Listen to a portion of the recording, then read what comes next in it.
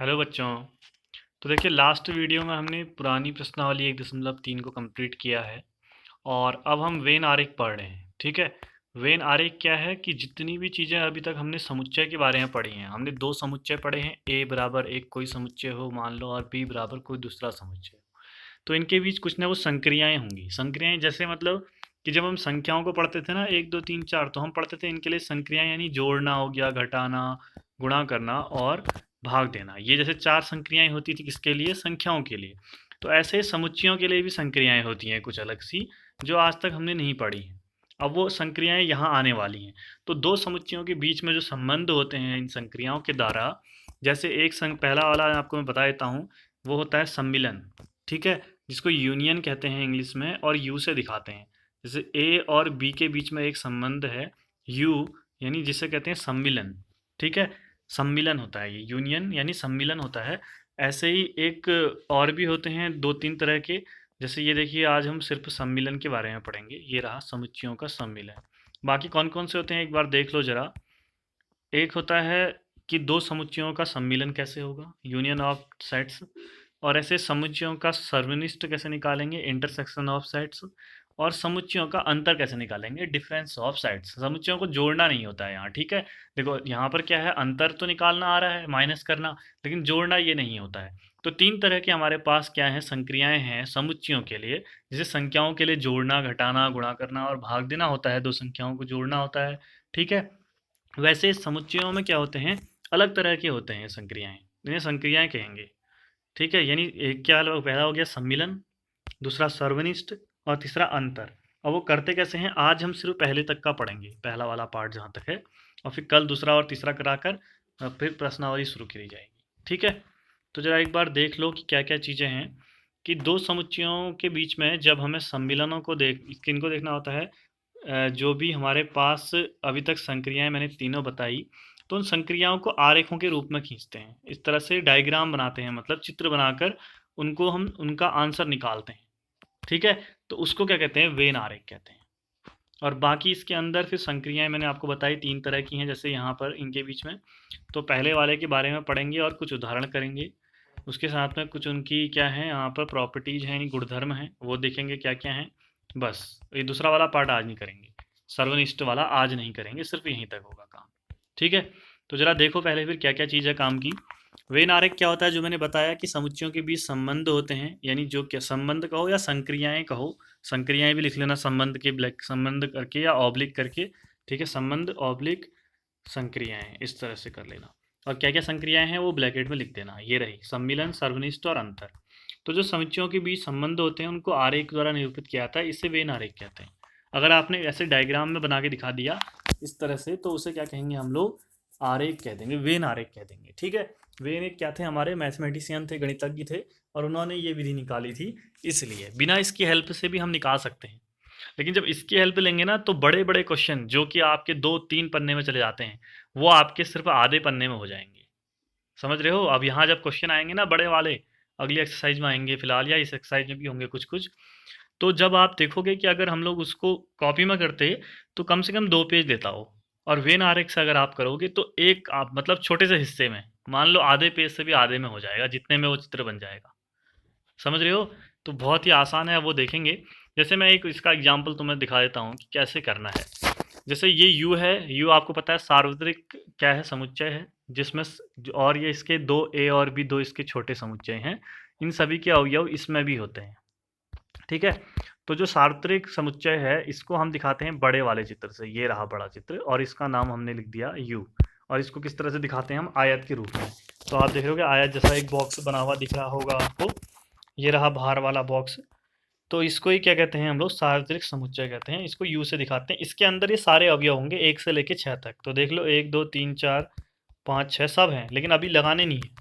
शुरू से बनाता हूँ। ये मैंने एक बना दिया क्या, सार्वत्रिक समुच्चय यू, जो दिख रहा है इसमें ये वाला। उसका ए बराबर 1 और 2। एक ए है छोटा समुच्चय जिसमें दो अवयव हैं, 1 और 2। तो जो ये छोटे समुच्चय होते हैं ना, इनको दिखाते हैं गोले से। तो हमने इनको बना दिया वृत्त से, ऐसे वृत्त बनाया एक, और इसके अंदर 1 और 2 है, यानी 1 और 2 मैंने इसके अंदर लिख दिया। ठीक है। उसके बाद बी एक दूसरा समुच्चय है जिसमें 5 और 6 है अवयव, इसको भी छोटे गोले से दिखाएंगे। इसके अंदर 5 और 6 से, ठीक है। तो और उसके बाद अब देख लो कि ए के अवयव आगे 1 और 2, बी के आगे 5 और 6, लेकिन यू के अवयव देखो, यू ये बड़ा वाला है ना, इसमें भी तो होनी चाहिए। इसके यहाँ पर ए लिख लोगे, इसके यहाँ पर बी लिख लोगे। तो देखो इसमें 1 2 3 4 5 6, यानी 3 और 4 कहीं दिख नहीं रहे हैं, तो कहीं पर भी 3 और 4 आप लिख दो, यहाँ लिख दो चाहे कहीं लिख दो। तो ये बन गया आपका, ये इसको आपने वेन आरेख में दिखा दिया। जैसे मैंने यहाँ दिखाया है, यू बनाया पहले, फिर अंदर ए बनाया, ए लिखा है देखो, उसमें 1 और 2 दिखा दिए, बी में 5 और 6 दिखा दिए, इन दोनों को। उसके बाद फिर यू को वापस देखा कि 1 2 3 4 5 6, तो यू बड़े डब्बे के अंदर 1 से 6 तक होनी चाहिए, जिसमें कि हमारा 3 और 4 नहीं थे। तो 3 और 4 आपको यहाँ पर लिख कर मैंने दिखा दिया है, खुद देख सकते हो कि 3 और 4 यहाँ लिख दिए हैं। समझ गए ना? बस इस तरह से दिखाना है। एक और अच्छा वाला दिखाते हैं, ये रहा। इसमें यू में 1 2 3 4 5 है, बड़ा वाला यू बना दिया, ठीक है। अभी अवयव लिखा ही नहीं है। ए में 1 2 3 है और बी में 3 4 है।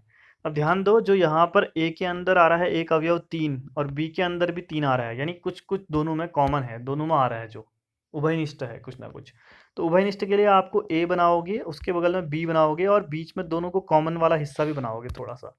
देखो अगर मैंने ये इसको ए बनाया और इसको बी बनाया, तो ये बीच में जो आ रहा है ये ए में भी आ रहा है और बी में भी आ रहा है ना, समझ रहे हो? ये देखो, पहले ए के गोले में देखो ये भी आ रहा है इसमें भी, और बी के गोले में देखो तो ये भी आ रहा है बी में भी। तो ये वाला हिस्सा जो होगा ये उभयनिष्ठ वाला हिस्सा होगा, जो दोनों में अवयव आ रहे होंगे वो इसके बीच में आएंगे। समझ गए? तो दोनों में कौन सा अवयव आ रहा है? 3 और 3, तो 3 को हमने इस अवयनिष्ठ वाले हिस्से में लिख दिया, और 1 और 2 ए में है, तो 1 और 2 को ए वाले में लिखा, और 4 जो है वो सिर्फ बी वाले में है, तो बी वाले में लिखा, ठीक है। इसके यहाँ ए लिख लेना, इसके यहाँ बी लिख लेना। समझ गए?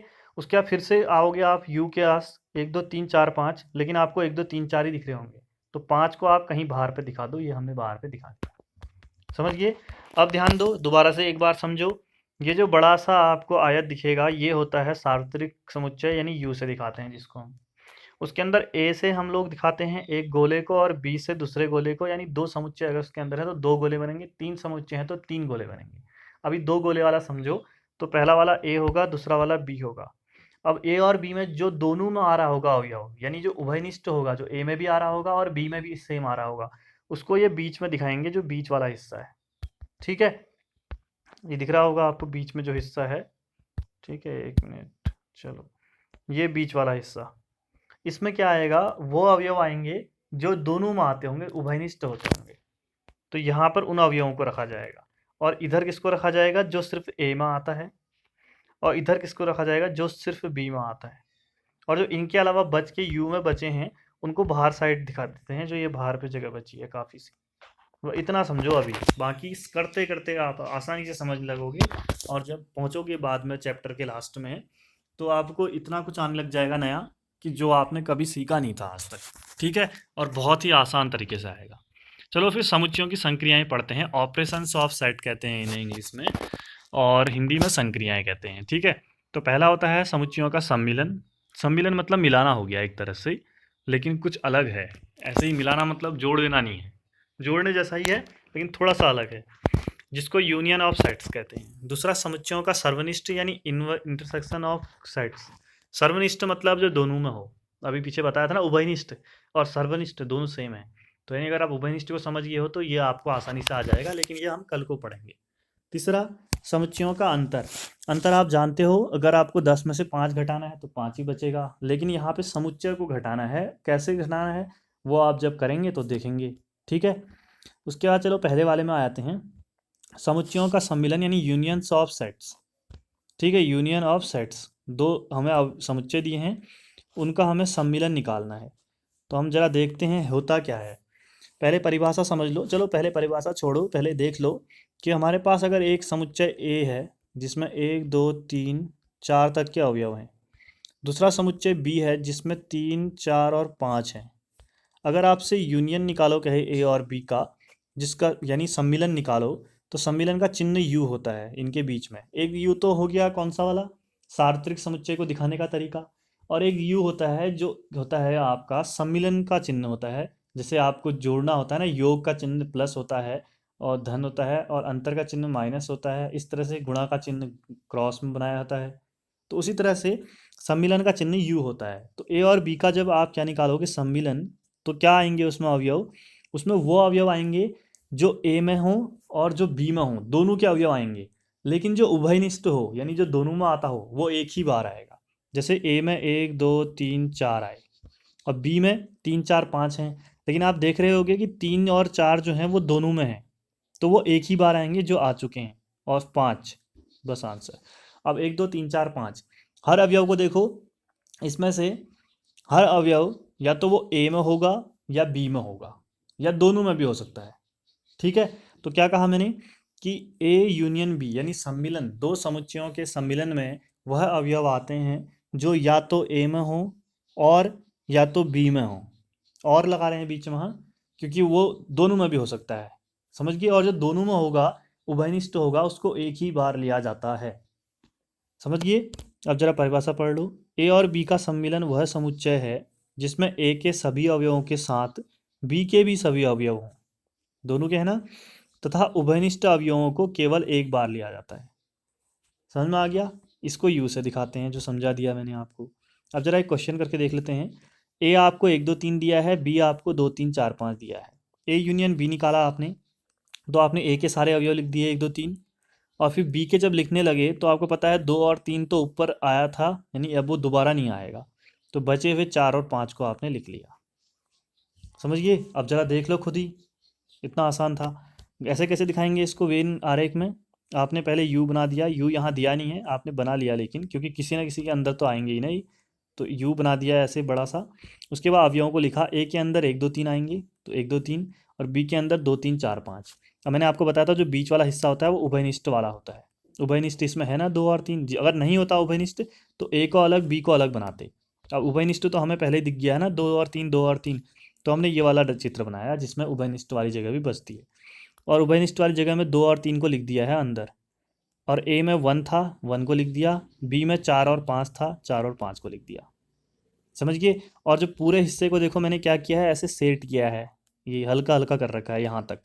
तो ये पूरा जो है, यानी ये हो गया पूरा, जितना भी ये हिस्सा है, यहाँ से लेके यहाँ से यहाँ तक, इसको ही क्या कहते हैं? ए यूनियन बी कहते हैं, जिसमें 1 2 3 4 5 सारे अवयव आए थे। समझ गए? दोनों को जोड़ दिया ना, दोनों को पूरा लिख दिया है, और बीच वाला जो है उसको एक ही बार लिखा है। तो ए यूनियन बी का मतलब क्या होता है वेन आरेख में, ये भी आपको आना चाहिए। ए का मतलब क्या होता है? ये ए हो गया और ये बी हो गया, और ये पूरा का पूरा यहाँ से यहाँ तक का पूरा ये ए यूनियन बी हो गया, यानी ए और बी का सम्मिलन हो गया। अब पढ़ेंगे यूनियन, यहाँ इंग्लिश वाला ही पढ़ते हैं, लेकिन जब उसको मतलब उसका सम्मिलन होता है, आप खुद कर भी रहे हो ना, तो ए सम्मिलन बी भी बोल सकते हो इसको, और चाहो तो ए यूनियन बी भी बोल सकते हो। अब आपकी मर्जी, दोनों तरीके सही हैं, बस आपको यूनियन का मतलब सम्मिलन होता है और सम्मिलन यूनियन होता है, ये आना चाहिए। क्योंकि ऐसा मत सोचना कि हम हिंदी मीडियम में पढ़ रहे हैं तो भाई हमें तो यूनियन लिखना ही नहीं है। तो एक चीज़ आपको ध्यान रखनी पड़ेगी कि जब बार पास कर लोगे तो फिर हर जगह जहाँ भी जाओगे इंग्लिश ही आएगी, हिंदी कहीं नहीं आएगी। मतलब इंग्लिश में ही पढ़ना पड़ेगा आपको, आप चाहे कुछ कर लो, कहीं पर हिंदी में बुकें होती ही नहीं है किसी भी सब्जेक्ट की। ठीक है, ये चीज़ एक चीज़ दिमाग में रखोगे अभी से, तो जब वहाँ पहुँचोगे तो पहले से कई सारी चीज़ें इंग्लिश में सीख चुके होगे। तो इसलिए कहीं पर इंग्लिश में अगर बोल रहा हूँ मैं तो उसको समझने की कोशिश करो, ना आए तो पूछो, क्योंकि वो 12 के बाद आपको हर जगह इंग्लिश में ही पढ़ना है, कहीं पर भी हिंदी में आने वाला नहीं है, कुछ भी हिंदी में नहीं मिलेगा। अब बीए करोगे तो अलग बात है। ठीक है, अगर बीए करके मैथ्स से ले लोगे ना उसमें, तो वो हिंदी में बुक तो मिलेगी, लेकिन बुक मिलेगी नहीं बाजार में, उसे ढूंढने में तुम्हारी परेशानी हो जाओगे तुम लोग। तो और जहाँ पढ़ने जाओगे जिसके पास, वो भी इंग्लिश में ही पढ़ाएगा, तो हिंदी का कोई यूज रहेगा नहीं। जब आपको पढ़ाने वाला ही नहीं है हिंदी में कोई, तो आप हिंदी में पढ़कर कैसे समझ में आएगा आपको खुद? समझ रहे हो ना? तो इसलिए जितना हो सके थोड़ा बहुत इंग्लिश का यूज कर रहे हैं तो वो भी समझते रहना, मैं लिख रहा हूँ कहीं कहीं इंग्लिश, हाँ। और इसको दिखाते कैसे हैं, इसका दिखाने का एक तरीका भी है यूनियन बी को, कि एक्स सच दैट, एक्स जो है वो ए का एलिमेंट है, एक्स बिलोंग्स टू ए, या एक्स बिलोंग्स टू बी। समझ गए ना? या तो एक्स ए में आएगा या एक्स बी में आएगा, तो इस तरह से भी दिखाते हैं कहीं कहीं पे, तो इसको भी ध्यान रखना। अब सम्मिलन के कुछ गुणधर्म हैं बस लास्ट, यानी कुछ आप जानते हो कि सम्मिलन की संक्रिया जोड़ने के होते हैं, ए प्लस बी करो या बी प्लस ए करो, ठीक है, 1 धन 2 करो या 2 धन 1 करो, 3 3 ही तो आएगा ना दोनों तरफ से, तो उसे क्रम विनिमय का नियम कहते हैं। तो अब ये चीज़ आपको थोड़ा ध्यान रखनी है, ऐसे ध्यान रखनी है, क्रम विनिमय का नियम क्या होता है सम्मिलन के लिए, ऐसे ही अभी पढ़ेंगे हम तो दूसरा सर्वनिष्ठ के लिए भी ऐसे ही आएंगे कुछ ना कुछ, ठीक है। तो आपको ध्यान रखना है सम्मिलन में कौन कौन से हैं और सम्मिश्र में कौन कौन से हैं, सर्वनिष्ठ में कौन कौन से हैं। तो सम्मिलन में क्या क्या है, क्रम इनमें ए यूनियन बी बराबर बी यूनियन बी दोनों बराबर होते हैं हमेशा। और साहचर्य का नियम है कि ए यूनियन बी को एक ब्रैकेट में रखा, फिर यूनियन सी, या A union B union C को एक ब्रैकेट में रखा। ब्रैकेट का मतलब क्या होता है कि पहले आप इस वाले हिस्से को हल करोगे, फिर सी के साथ करोगे, और इधर पहले बी और सी को हल करोगे और ए को बाद में हल करोगे। समझिए ना, ये साहचर्य का नियम है, ये याद रखना, तभी आज मैंने ज़्यादा नहीं कराया है। अगला तत्समक नियम। तत्समक नियम में होता है ए यूनियन फाई बराबर ए। ये जो फाई था ये रिक्त समुच्चय था ना, तो यहाँ पर अवयव है ये। यहाँ पर इस फाई को क्या कहा गया है, ये सम्मिलन का तत्समक अवयव है, इसको तत्समक अवयव कहते हैं फाई को। यहाँ किसके लिए, सम्मिलन के लिए। हर जगह बदलेगा ये अवयव, ठीक है। योग के लिए 0 होता है जो, उसको कहते हैं तत्समक अवयव। ये बाद में सीखोगे, अभी फिलहाल अभी इतना याद रखो कि ए यूनियन फाई करने पर अगर वापस ए ही आ जाए तो जो फाई जो है इसको हम बोलते हैं तत्समक अवयव, ठीक है। चौथा, ए और ए का यूनियन अगर करोगे तो ए ही आता है, इसको वर्गसम नियम या आइडेम्पोटेंट रूल कहते हैं। जैसे तत्सम को आइडेंटिटी रूल कहते हैं, आइडेंटिटी रूल, वैसे वर्गसम को आइडेम्पोटेंट कहते हैं। इसको अभी फिलहाल छोड़ो, हिंदी में याद रखो कि वर्गसम रूल क्या है, वर्ग किया, ठीक है, यानी ए और ए को किया आपस में, वर्ग ही हुआ ये, तो वापस यही आ गया, समान आ गया, ठीक है। तो इसलिए वर्गसम नियम कहते हैं इसको। अगला, अगर यू क्या है आपको पता है, पहला वाला यू, तभी अलग यू बनाता हूँ मैं, और बीच में यूनियन को खाली ऐसा बनाता हूँ। अगर मैं यू बनाऊंगा ना तो ऐसा बनाऊंगा, और अगर यूनियन बनाऊंगा यानी जो आपका क्या है सम्मिलन बनाऊंगा तो ऐसा बनाऊंगा। अगर यू यानी सार्वत्रिक समुच्चय को किसी समुच्चय के साथ में लोगे तो सार्वत्रिक समुच्चय ही आता है, ठीक है। ये रहा, इसको सार्वत्रिक का नियम या यू का नियम कहते हैं। समझ गए ना भाई, इतना सा है, ये नियम थोड़ा बहुत याद रख लेना। और अब हम उदाहरण करते हैं। वही उदाहरण, ए बराबर 2 4 6 8, बी बराबर 6 8 10 12। ए यूनियन बी निकालो। ए के अवयव लिखोगे 2 4 6 8, उभयनिष्ठ जो है वो 6 और 8 दोनों जगह दिख रहा होगा आपको, इसको दोबारा नहीं लिखोगे, तो बचे हुए 10 और 12 को आगे लिख दोगे, ठीक है, रिपीट नहीं होना चाहिए। ऐसे ए बराबर ए ही आई ओ यू है, ए आई यू है बी में, आपसे कह रहा है दर्शाइए कि ए यूनियन बी करने पर ए ही आता हो। तो हमने ए यूनियन बी निकाला, तो ए दोनों में है, आई भी दोनों में है, यू भी दोनों में है, तो एक एक बार ही लिखे। हमने पहले ए के सारे अवयव लिख दिए, बी के लिखने के लिए तो ए को हमने लिखा था पहले से ही, आई को लिखने के लिए तो पहले से लिखा था, यू को लिखने के लिए तो पहले से लिखा था, यानी ए ही आई ओ यू ही आएगा ए यूनियन बी में भी। तो ए यूनियन बी बराबर ये जो पूरा है ये हिस्सा ए ही तो है ना, तो इसकी जगह ए लिख दिया, यानी हमें दिखाना था ए यूनियन बी बराबर ए, और वही हम दिखा चुके हैं, प्रूव्ड हो गया है। समझ गए, तो ऐसे करने थे क्वेश्चन।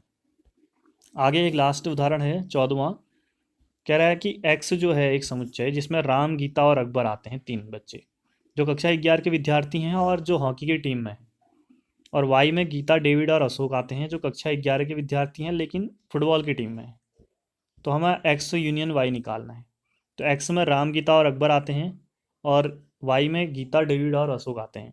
तो हमने एक्स यूनियन वाई में राम, गीता, अकबर लिखे, फिर हमने दोबारा से गीता लिखने के लिए गए तो गीता को हम एक बार लिख चुके हैं तो दोबारा नहीं आएगा, और डेविड और अशोक को हमने लिख दिया। तो यानी हमने गीता एक इसमें कॉमन था जिसको एक ही बार लिखा, बाकी दोनों के अवयवों को लिख दिया है। तो एक्स यूनियन वाई बराबर ये आ गया आंसर।